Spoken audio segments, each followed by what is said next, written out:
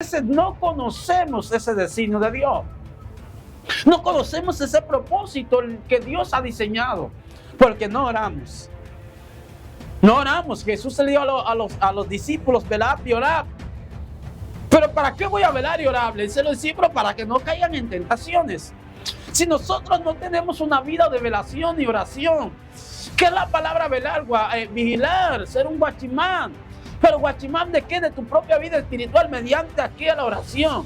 Si no oras, estás expuesto a que los enemigos, los adversarios, las acechanzas, los dardos, las saetas de Satanás puedan penetrar, romper, interrumpir tu vida física y espiritual.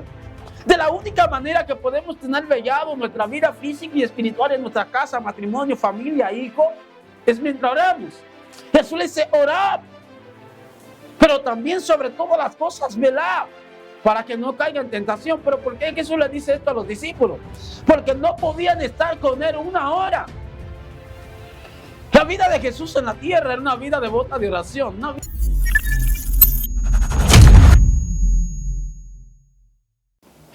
Dios te bendiga, familia, que la paz y la gracia de Dios sea contigo. Recuerda, quien te habla es su hermano Miguel Peralta. Suscríbete, activa la campanita y compártelo con alguien. Hoy quiero compartir un tema de suma bendición, recordando que todos los viernes estamos en vivo, en Viernes de Conocimiento. Hay una inquietud de algunos suscriptores que me han escrito y alguna preocupación, y es que ellos han preguntado cómo yo puedo crecer en Dios. Y hoy yo quiero hablar acerca de 3 puntos o 3 herramientas que debemos emplear para poder crecer en el Señor. Y la primera, usted la conoce, es la oración.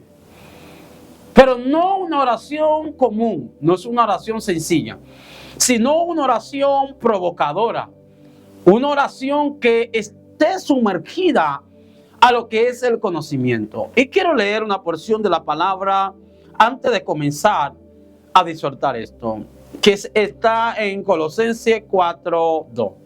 Perseverad en oración, velad en ellos con acción de gracia. La oración con perseverancia. Una oración con perseverancia es una oración con perdón. A veces queremos crecer espiritualmente, pero no tenemos una constancia en la manera que oramos. Y la Biblia habla de hombres que oraban, hombres que tenían una vida de devoción como Elías. Dice que era sometido a pasiones igual que nosotros, es decir que Elías podía ser tentado como usted y yo también somos tentados. Elías era probado como usted y yo somos probados. Pero la Biblia enseña que Elías oraba. Elías era un hombre que estaba sometido a la oración de tal manera que la oración hacía de Elías algo diferente. La oración dotaba a Elías de un conocimiento, de un poder sobrenatural. No podemos adquirir realmente poder sin conocer las instrucciones de cómo se manifiesta el poder. Por eso conocemos que la oración es un diálogo. ¿Pero un diálogo con quién? Un diálogo con Dios. Es donde yo hablo con Dios y Dios habla conmigo. Y me parece que en el hablar con Dios, Dios nos da instrucciones. Dios nos enseña cómo caminar. Dios nos enseña cómo conducirnos en el Evangelio. Cómo conducirnos en esa promesa, en esa asignación, en ese propósito que tenemos. Usted si no ora no va a conocer el propósito de Dios para su vida. Si usted no ora no va a entender para qué ni por qué Dios lo llamó. Si usted no ora no va a poder entrar en esas dimensiones tan poderosas que Dios tiene diseñado para nosotros. Todo se abre mediante la oración. La oración es como un puente entre Dios y usted. Es un canal de conectarte a lo divino. Mientras más oras es donde más conoces cómo Dios se manifiesta. Es como conoces cómo Dios, aleluya, puede activar eso que tienes por dentro. Eso que está inculcado en tu vida, está inculcado en tu corazón, se manifiesta cuando oramos. Si no hay una vida de oración, no hay conocimiento pleno. Dios le dice a Jeremías, clama a mí La palabra clamar es ruega, es pídeme, búscame. A veces queremos cosas de Dios, pero no buscamos a Dios en oración. A veces nos dormimos sin orar, despertamos sin orar, trabajamos sin orar, nos vamos al cole sin orar. Todo lo hacemos sin orar. ¿Y cómo podemos crecer nosotros espiritualmente? Porque cuando pasamos tiempo con Él, nos hacemos uno con Él. Mientras más tiempo pasas con Dios, más te vuelve a Dios. Dice que Daniel oraba, pero ¿cuántas veces oraba Daniel en un día? 3 veces al día oraba Daniel. Y usted sabe lo que le pasó a Daniel, cómo Dios libertó a Daniel del foso de los leones. Cómo Daniel oraba y Dios contestaba sus peticiones al instante. Pero Daniel tenía una vida devota orándole al Señor. Eran 3 veces al día. Daniel tenía su rutina 3 veces al día hablar con Dios. No sé si duraba 1, 4, 5, 6 horas hablando con el Señor. Yo lo que sé es que él 3 veces visitaba a Dios. Aleluya. La pregunta es, ¿cuántas veces estamos visitando a Dios en el día? ¿Cuántas veces estamos yendo a la recámara de Dios para saber qué Dios quiere para con nosotros? Para saber cuál es el designio, la voluntad, lo que Dios quiere establecer en mi vida, en mi casa, en mis hijos, en mi familia. Entonces nosotros a veces no conocemos ese designio de Dios. No conocemos ese propósito que Dios ha diseñado, porque no oramos. No oramos. Jesús le dijo a los discípulos, velad y orad. Pero ¿para qué voy a velar y orar? Le dice a los discípulos, para que no caigan en tentaciones. Si nosotros no tenemos una vida de velación y oración, ¿qué es la palabra velar? Vigilar, ser un guachimán. Pero guachimán ¿de qué? De tu propia vida espiritual mediante aquí a la oración. Si no oras, estás expuesto a que los enemigos, los adversarios, las acechanzas, los dardos, las saetas de Satanás puedan penetrar, romper, interrumpir tu vida física y espiritual. De la única manera que podemos tener vellado nuestra vida física y espiritual en nuestra casa, matrimonio, familia, hijo, es mientras oramos.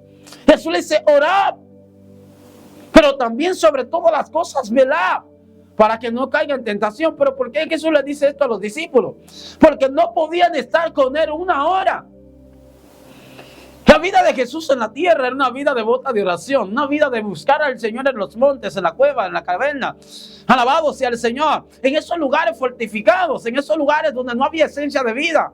Ahí Jesús subía al monte a cierta hora y descendía. Y la manifestación de Dios estaba con él. No podemos crecer espiritualmente si no tenemos una búsqueda. Pero no una búsqueda de que busco hoy, mañana me canso, de que busco pasado y tras pasado me canso, sino una búsqueda constante. Persistir, lo voy a leer otra vez porque este pasaje es sumamente por persistir en la oración, ¿verdad? ¿Con qué? Con gracia. Tenemos que orar con pasión. Si no hay una vida de oración, no hay crecimiento. Y usted me pregunta, varón, que yo quiero orar, pero te hincas a orar en tu cama y amaneces despierto al otro día. Dime, ¿cuántas veces oraste? Si solamente sabes que te hincaste, pero despertaste. Y despertaste bien arrupadito, cuchadito en tu cama. Entonces, es una vida donde tenemos que golpear este cuerpo. Decirle, tienes que hablar con Él. Y hablando con Él, sabemos qué es lo que Él quiere para nosotros. Ayunar.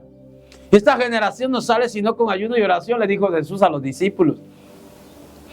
Entonces, nosotros queremos derribar cosas, pero no queremos ayunar. El ayuno es una fortaleza que derriba a todo principado, toda potestad, todo lo que te tiene atado. Entonces, queremos alcanzar liberación, pero no ayunamos para ser libertados.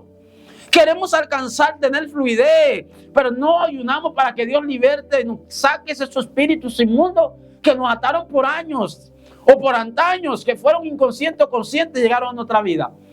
Entonces, nosotros no preparamos el cuerpo de Jesús. El cuerpo donde el Espíritu Santo va a morar y va a ser posada. Y si no hay Espíritu, no hay manifestación de poder. Pero ¿cómo podemos hacer esto? Es orando, ayunando. Cuando yo oro, hablo con Dios. Cuando yo ayuno, limpio la casa donde Dios va a morar. Entonces, ¿cómo queremos que el Espíritu venga y nos use hablando en lengua, género de lengua, si la casa donde Él quiere morar está sucia? Todavía tiene espíritu inmundo que gobiernan. Mentira, orgullo, avaricia, rencor, hipocresía, mentira, engaños. Si todavía operan y gobiernan nuestras vidas porque no ayunamos. Y hermano, el ayuno es una forma de tú liberar tu cuerpo, estar preparado a que el Dios Todopoderoso haga posada, a que el Espíritu penetre sobre tu vida y desate los misterios que Dios hay en ti. Y ahí es donde tú puedes hablar nuevas lenguas, es ahí donde ves visiones profetizas, hablas en lengua. Es ahí donde puedes ver para qué Dios te llamó. Mano, y a veces debemos doblegar. El apóstol Pablo dice que pone su cuerpo a servidumbre. El apóstol dice, yo mismo castigo mi cuerpo. Aleluya.